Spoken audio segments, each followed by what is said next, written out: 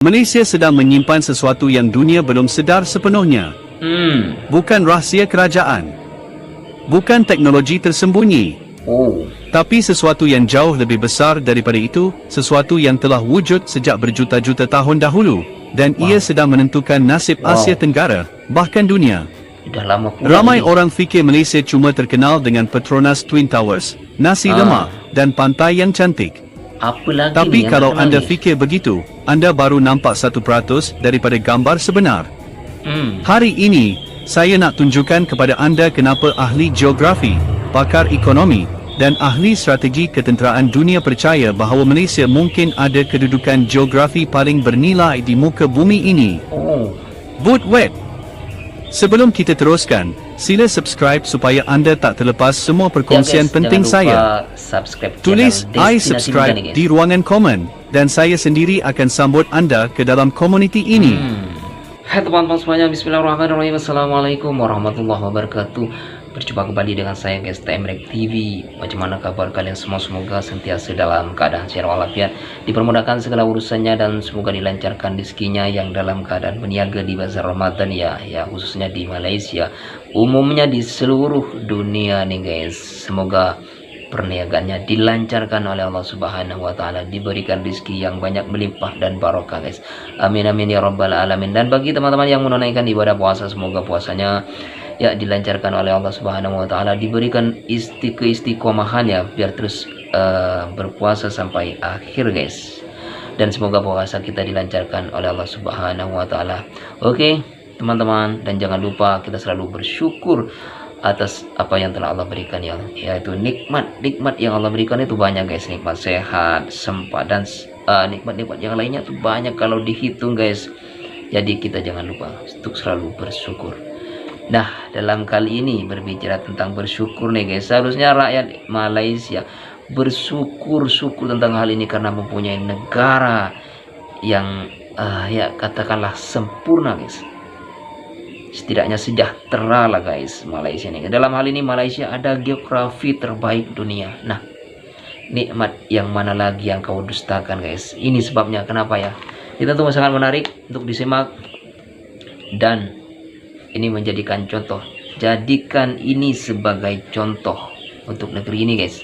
Langsung saja kita simak seperti apakah videonya. Let's go. Baik, jom kita mula. Cuba anda bayangkan sebentar. Anda bangun pagi. Di luar tingkap, tiada salji tebal yang membekukan jalan. Tiada angin taufan yang meruntuhkan rumah. Tiada gempa bumi yang menggegar bangunan. Tiada gunung berapi yang memuntahkan lahar.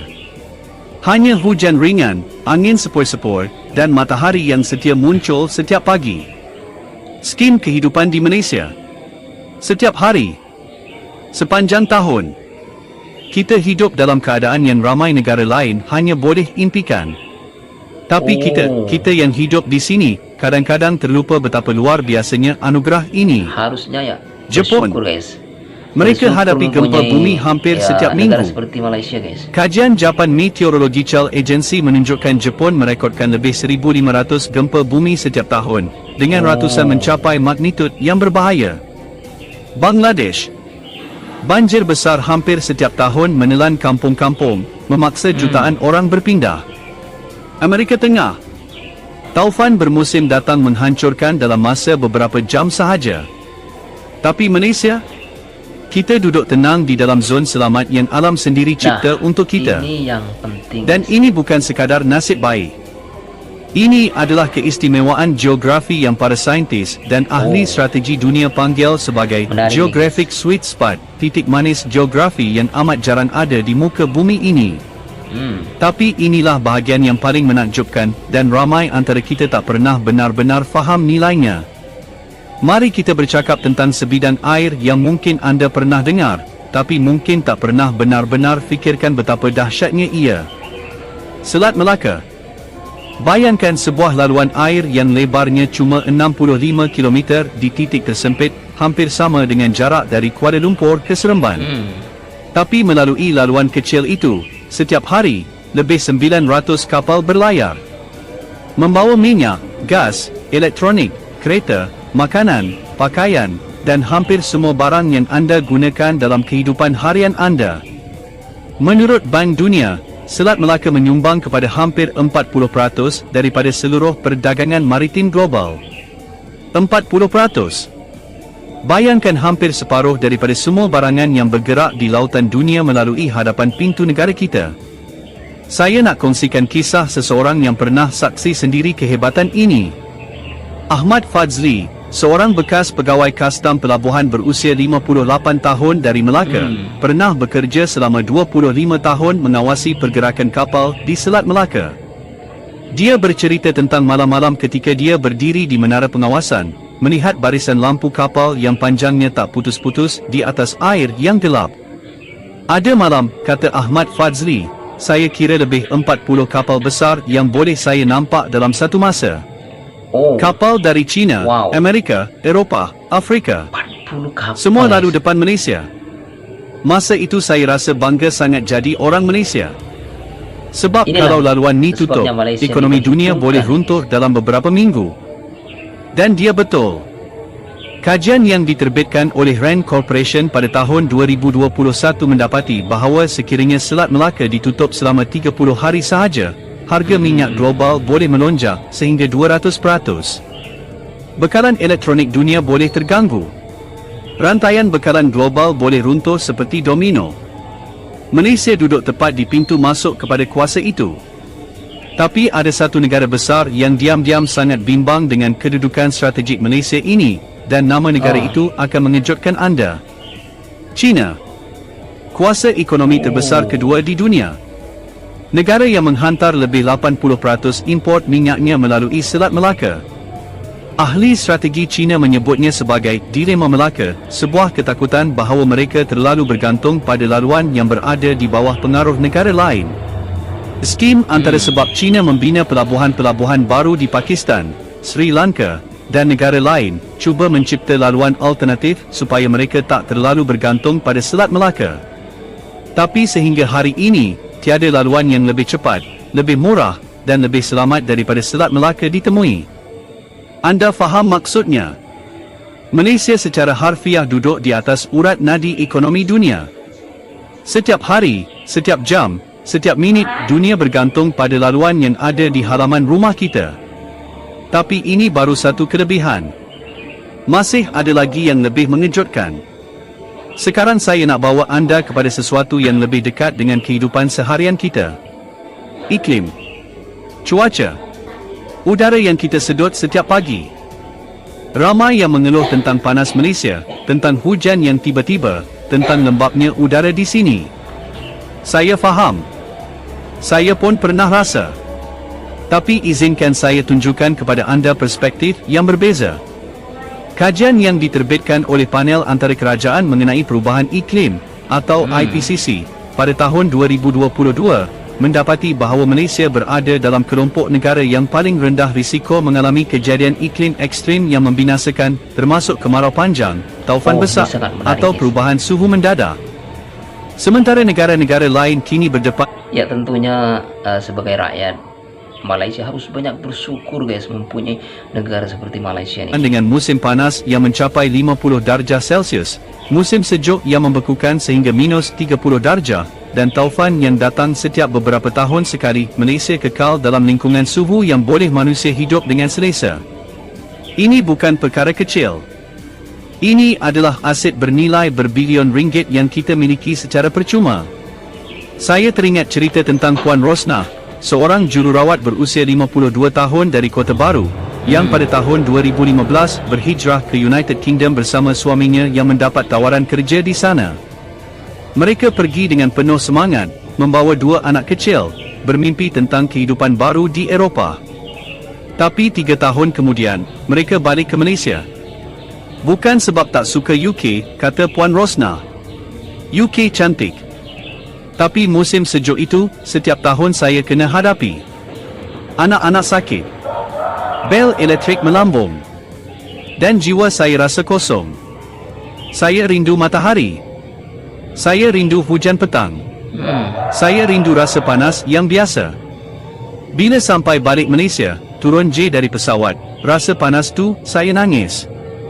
Sebab saya sedar, inilah rumah saya yang sebenar. Kisah Puan Rosnah bukan kisah unik. Ramai rakyat Malaysia yang pernah merantau jauh akhirnya menyedari satu perkara, iklim Malaysia adalah anugerah yang baru kita hargai bila kita jauh darinya. Tapi ada satu ancaman iklim yang sedang mendekat ke pantai Malaysia yang ramai antara kita belum bersedia menghadapinya. Dan kita akan bincangkan perkara itu sebentar lagi. Tapi dulu, izinkan saya bawa anda masuk ke dalam hutan. Bukan sebarang hutan. Hutan yang telah wujud sejak 130 juta tahun dahulu. Lebih tua daripada hutan Amazon. Lebih tua daripada kebanyakan hutan di Eropah dan Amerika. Ini adalah antara ekosistem tertua yang masih hidup di planet kita.